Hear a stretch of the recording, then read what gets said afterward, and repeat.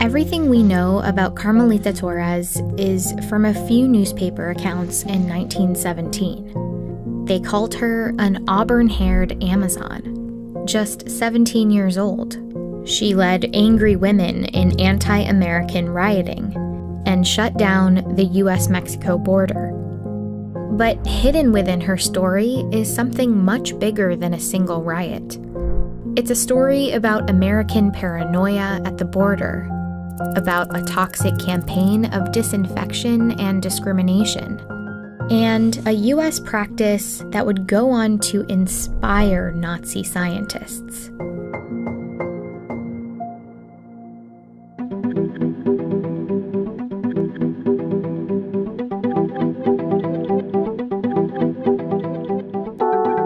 At the border between El Paso, Texas, and Ciudad Juarez, Mexico, thousands of people cross back and forth for work and school every day.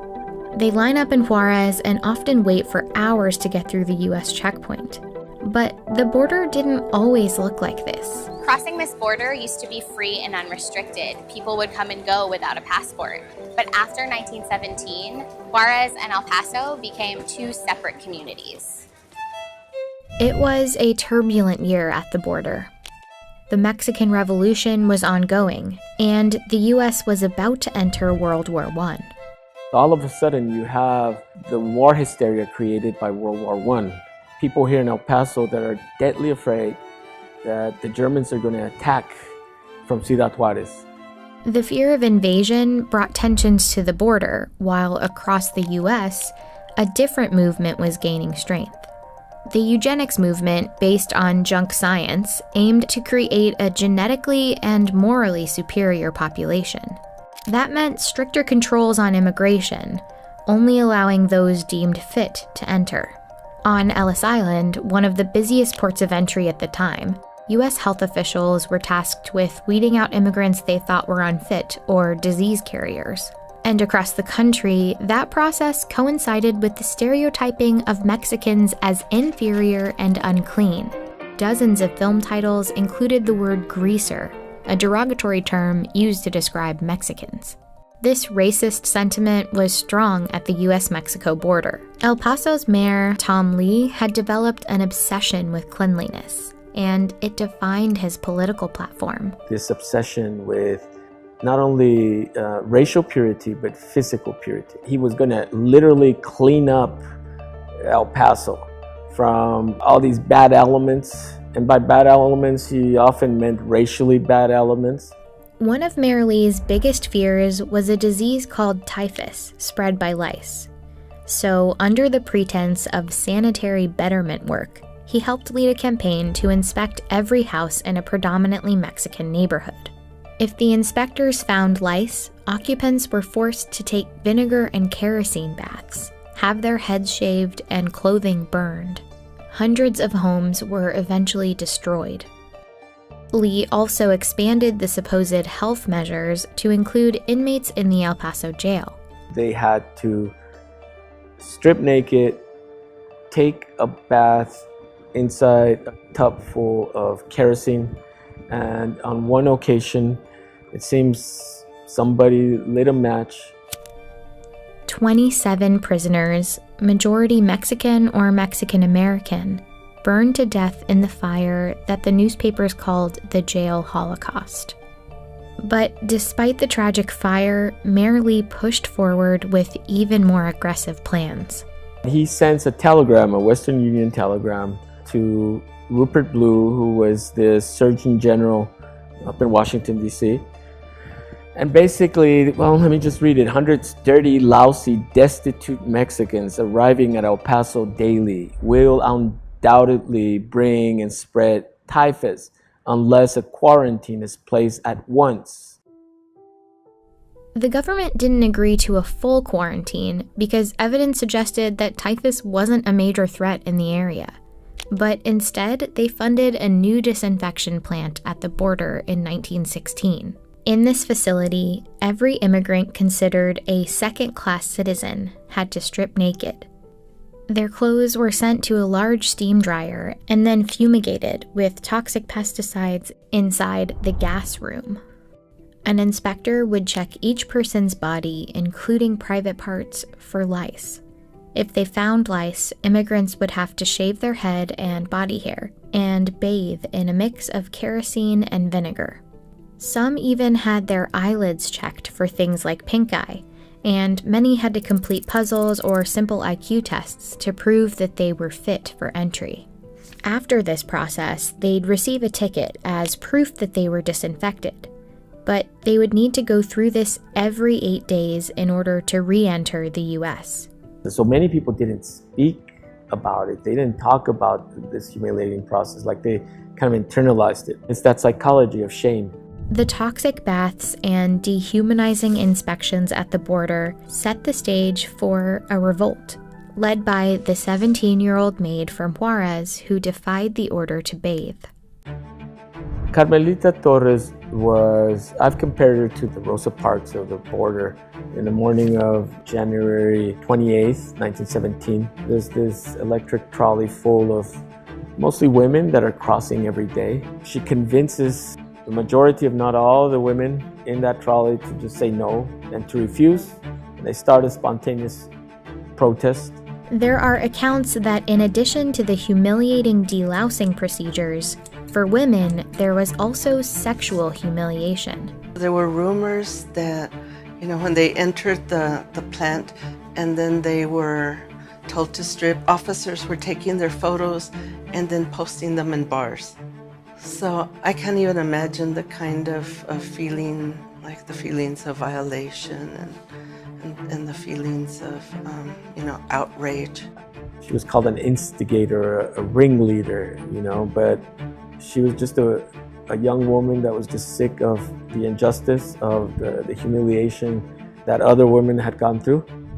What started with just 200 protesters that morning slowly grew to a crowd of 2,000. Reporters said the scene reminded one of bees swarming. The hands of the feminine mob would claw at the tops of the passing cars. When the American officers tried to disperse the crowd, they were met with bottles, rocks, and insults. Protesters even laid down on the tracks in front of the trolley cars to create a blockade.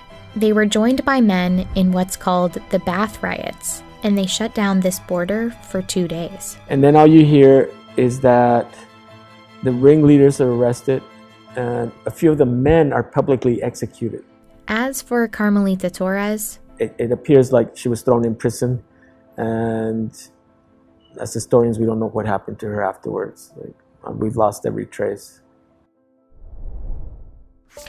The fumigations didn't stop after the riots.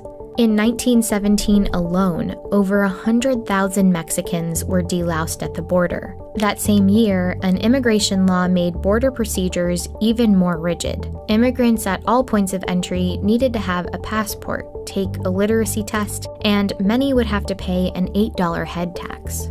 And later that year, the U.S. Public Health Service laid down instructions for border agents about who should be kept out of the country. Imbeciles, idiots, feeble-minded persons, physical defectives, persons afflicted with loathsome or dangerous contagious diseases. The discriminatory policies at the border resembled horrific events elsewhere in the world. In fact, while researching this, David stumbled upon a detail. The fumigation of Mexican immigrants wasn't just reminiscent of Nazi Germany, it was directly linked to it. It's not so much that the United States was copying Nazi Germany, it's the opposite. Nazi Germany was copying the United States. He found that in the 1920s, the US started using Zyklon B, an extremely poisonous acid gas, to fumigate clothing at the border. And in 1937, in a German pest science journal, a scientist called for the use of Zyklon B in Nazi disinfection chambers. He included 2 photos of El Paso's delousing chambers as an example of how effective Zyklon B had been at the US border to kill unwanted pests. The same scientist pushed to use it to disinfect concentration camps, and eventually, it was used in concentrated doses to murder millions of people. People, rightly so, say you can't compare what happened in Nazi Germany with other parts of the world. And that's true. In terms of Cyclone B, it was used on the border not to intentionally kill Mexican border crossers. But the history of something like the Holocaust doesn't take place in a vacuum. A few decades after the Bath riots, Mexico started sending men to work on U.S. farms and railroads as part of a new labor agreement called the Bracero Program. And through the program, the border disinfections continued.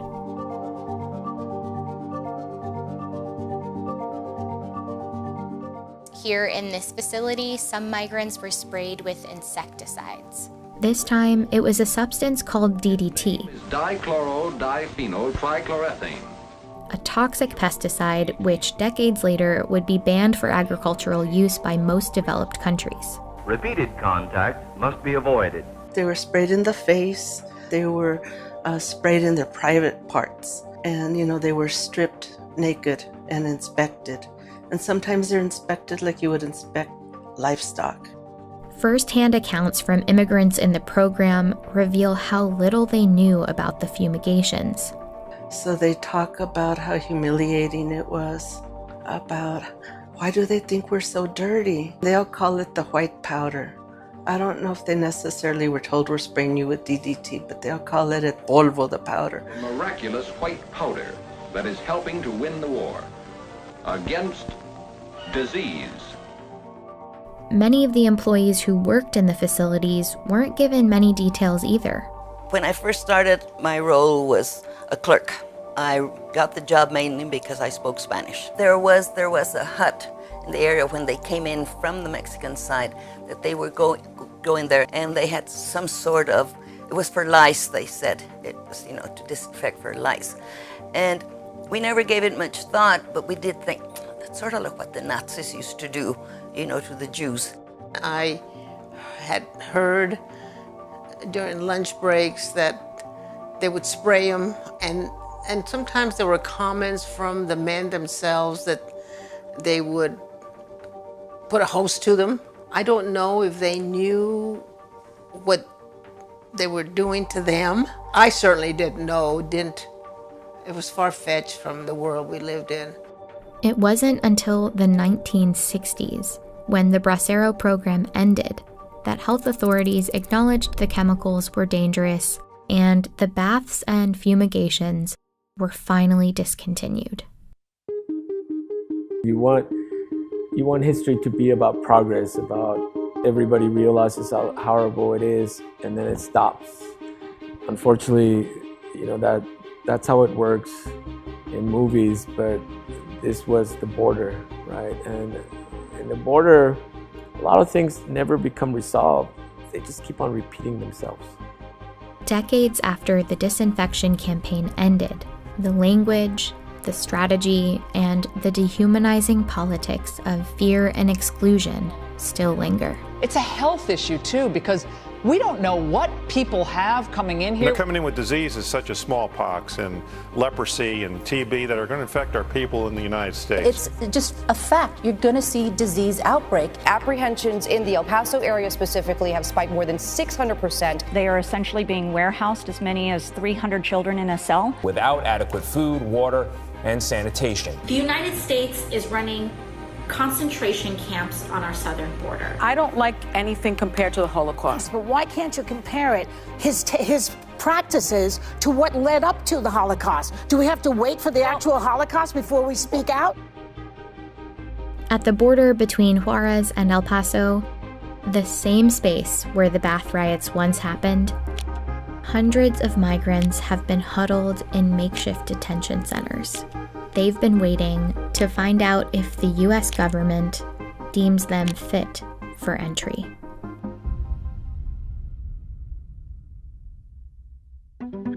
As always, there's so much information that we couldn't fit in this video, but I wanted to leave you guys with one last bit of information from David Romo's book. So in 1918, the southern border region was hit with its worst epidemic in history. And it wasn't typhus, it was the Spanish flu. The best evidence we have suggests it was actually from Kansas, brought to the border by American soldiers.